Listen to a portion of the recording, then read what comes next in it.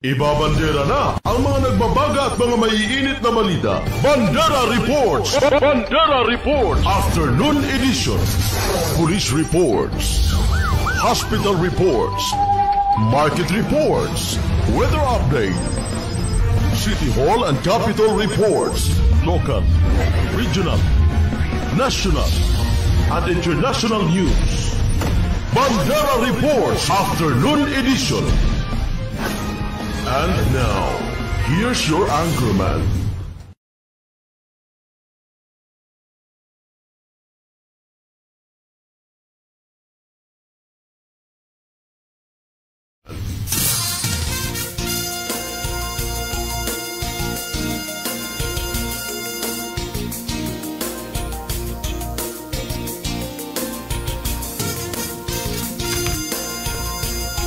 Bandera Reports Afternoon Edition. Balitaan sa Radyo Bandera, Cotabato. Bandera Headlines. Barm Parliamentary Election. Moro Islamic Liberation Front o MILF. Hangad na matuloy ang Barm Parliamentary Election. Bandera Headlines. 7 dating kasapi ng lokal na teroristang grupo tinalikuran ang pakikibaka at nagbalik loob sa pamahalaan. Bandera Headlines. Nasa 9,000 halaga ng ilegal na droga. Nasabat sa paghahain ng search warrant sa Kidapawan. Bandera Headlines. Pasilip sa Cotabato City New Public Terminal sa papalapit na pagbubukas nito na matatagpuan sa barangay Tamuntaka sa lungsod ng Cotabato. Bandera Headlines. Low pressure area namataan sa loob ng Philippine Area of Responsibility na posibleng maging bagyo ayon sa Pag-asa. Bandera Headlines. Bandera Reports Afternoon Edition. Magandang hapon mga kabandera. Araw po tayo ngayon ng Huwebes, ikalima sa buwan ng Hunyo 2025. Yung napapakinggan sa inyong mga radyo sa 105.3 DXJ FM at napapanood live sa inyong mga telebisyon sa Channel 4 at 33 Maguindanao Sky Cable at nasusubaybayan sa Facebook page ng Bandera News TV Cotabato. Ako ang inyong tagapagbalita sa Vino Heverola at ito ang Bandera News TV Cotabato. Bandera Reports Afternoon Edition. Sa detalye ng ating mga usapin, Moro Islamic Liberation Front hangad na matuloy ang kauna-unahang Barm Parliamentary Election na magaganap ngayong buwan ng Oktubre taong kasalukuyan. Ang detalye sa balitang yan, ihahatid ni Raiza Kamid. Kabanderang Raiza, ibandera mo. Bandera Live Report. Moro Islamic Liberation Front at United Bangsamoro Justice Party o UBJP hangad na matuloy ang Barm Parliamentary Election sa October 2025 bagamat wala pang nakahain na panukalang batas sa Kongreso na magpapaliban muli sa Barm Elections. Nananawagan si Iqbal sa Kongreso at Senado na huwag nang bigyan ng pagkakataon na pa-postpone muli ang Barm Elections. Nakahanda na United Bangsamoro Justice Party sa kauna-unahang Barm Elections sa Oktubre ayon pa kay Iqbal. And here is the statement coming from me as Vice Chairman of the Moro Islamic Liberation Front, at the same time Vice President of the United Bangsamoro Justice Party. On behalf of the Moro Islamic Liberation Front, by authority of our Chairman Al-Haj Murad Ibrahim, I wish to convey a very important message from the Center Committee of the Moro Islamic Liberation Front on the upcoming Bangsamoro Autonomous Region in Muslim Mindanao elections in October 2025. We call on the Philippine government, both houses of Congress, the Commission on Elections, and all concerned stakeholders to respect and follow the schedule and timeline set by law for the upcoming first parliamentary election on October 13, 2025. We strongly appeal to our national leaders to refrain from entertaining any proposal that will again postpone this historic election to choose the regular members of the Bangsamoro Parliament. It can be recalled that since the start of the transition period and the appointment of the members of the Bangsamoro Transition Authority in 2029, the conduct of the first parliamentary election was already postponed twice. The first extension was granted during the term of President Rodrigo Duterte through Republic Act 11593, which moved the first parliamentary election from May 2022 to May 2025. The second postponement was approved by President Ferdinand R. Marcos Jr.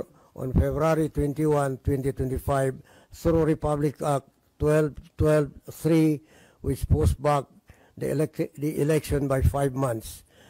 MILF recognizes the need to establish a democratically elected members of parliament so the BARM will be able to transition to a fully functioning and empowered autonomous government whose leaders are democratically elected with legal mandate from the Bangsamoro electorates. At this point in time, while there is no pending bill filed in Congress, yet seeking for another postponement of the October 13, 2025, the MILF is very much concerned over reports reaching us that there is again another move to postpone the parliamentary election to 2028. We reiterate our appeal to the Senate and the House of Representatives to assure the Bangsamoro people that the first parliamentary election will push through as scheduled and there will be no further delay nor extension or postponement. This is the essence of democracy, and the MILF is ready to seek legal mandate through the sovereign will of the Bangsamoro people in a clean, fair, honest, and credible election. The MILF, through the United Bangsamoro Justice Party, is ready to submit to this democratic electoral exercise, and we are willing to accept its outcome even if we lose or win. Peace in the Bangsamoro is precious but fragile. It is obtained through the long and arduous journey of negotiations that led to the creation of the Bangsamoro Autonomous Region in Muslim Mindanao. Let us not waste the gains we had made. Thank you very much.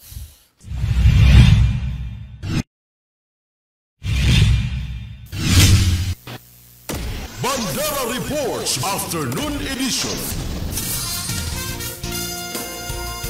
Samantala sa iba pang mga usapin, nagbalik loob sa pamahalaan ang 7 dating kasapi ng mga lokal na teroristang grupo at tuluyan na tinalikuran ang karahasan at armadong pakikibaka.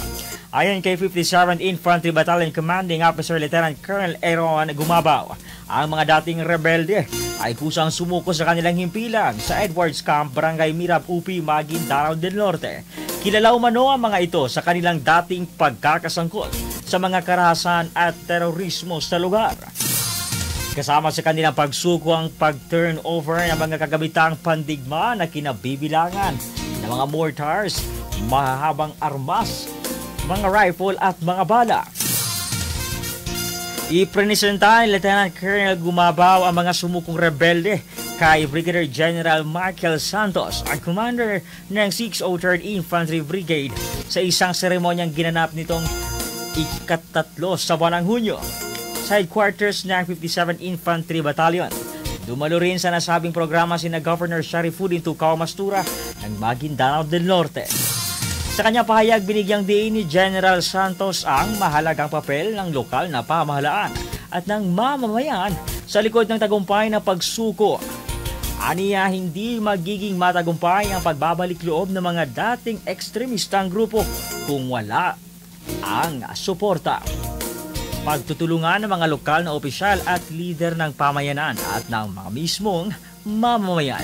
Ang kanilang kooperasyon ang naging ugat at pagkikipaglahok sa mga inisyatibo para sa kapayapaan ay naging susi upang maabot ang mga naliligaw na landas at mahikayat silang bumalik sa normal na pamumuhay. Kabilang sa mga saksi ng makasaysayang hakbang na ito ay ang punong bayan ng UP, mga kinatawan mula sa Ministry of Indigenous Peoples, kasapi ng Barn Parliament at ang mga pamumuno ni Ramon Apiang Sr. at ang Ministry of Public Orders and Safety. Bandera Reports Afternoon Edition.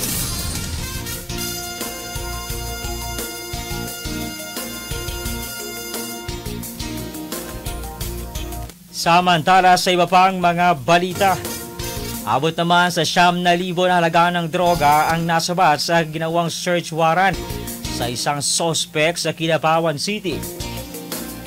Kinilalang sospek na si Ayes Dodds, 37 taong gulang, kabilang sa street-level individual ng Philippine National Police na nasabing lalawigan. Sa ulat na kung alas 7:35 nitong araw ng Hunyo, ika-4 sa buwan, nang biglang magsagawa o ihinihain ng City Police Station ang search warrant na inisyo ni Honorable Judge Jose Tabosares mula sa Branch 23 na may koordinasyon sa PIDEA, kung saan nasamsam sa bahay ng suspect ang 3 sachet ng hinihinirang shabu na nagkakahalaga ng 1,836 pesos, 2 medium sachet, at ang lahat ng ito ay may kabuuan na humigit kumulang sa 9,000. Kasalukuyang nasa kustodiya na ng kapulisan ng suspect at makaharap sa kasong may kaugnayan sa illegal na droga. Bandera Reports Afternoon Edition. Samantala sa iba pang mga usapin, pinasilip na ang magiging itsura ng isang bagong new public terminal na matatagpuan sa Mother Barangay sa Tamuntakas sa lungsod ng Cotabato. Ang detalye ay hahatid ni Riza Kamid. Kabanderang Riza, i-bandera mo. Bandera Live Report. Tinungo mismo ni Mayor Bruce Matabalaw ang pagpapailaw sa inaabangang pagbubukas ng Cotabato City Public Terminal na matatagpuan sa Mother Barangay Tamantaka, Cotabato City. Nakatakda itong maging terminal ng lahat ng mga pampublikong sasakyang papunta sa mga karatig na probinsya at lungsod, papuntang Hilaga at Timog. Sa ganitong paraan, mababawasan na ang siksikan sa mga kalsada sa downtown area. Nakapansin-pansin na ang mabigat na daloy ng trapiko. Mula dito sa Bandera News TV Cotabato, Riza Kamid, Basta Balita, i-bandera mo. Bandera Reports Afternoon Edition.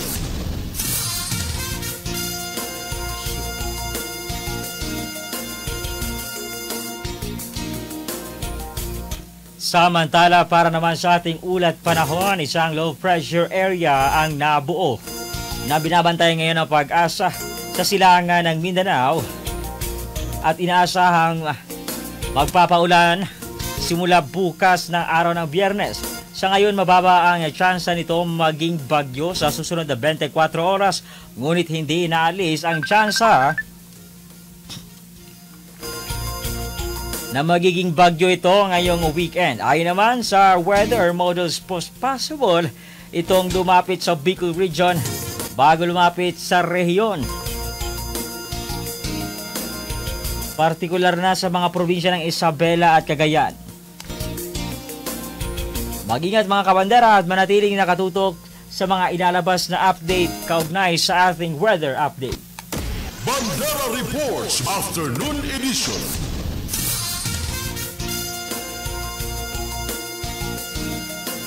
At yan ang kabuuan ng mga balita na aming nakalap mula dito sa News Center sa Bandera News TV Cotabato. Ngayong araw ng Huwebes, ika-5 sa buwan ng Hunyo 2025. Ako ang inyong tagapagbalita sa Vino Heverola at ito ang Bandera News TV Cotabato. 105.3 Radio Bandera Cotabato City. Inakarespetado sa news and current affairs. Ito ang bagong radyo ng sambayanang Pilipino. Radyo Bandera. Tahanan ng mga balitang totoo, musikang bago at may serbisyo publikong taos sa puso. 105.3 Radyo Bandera. Iwawagayway ang bandera ng balayang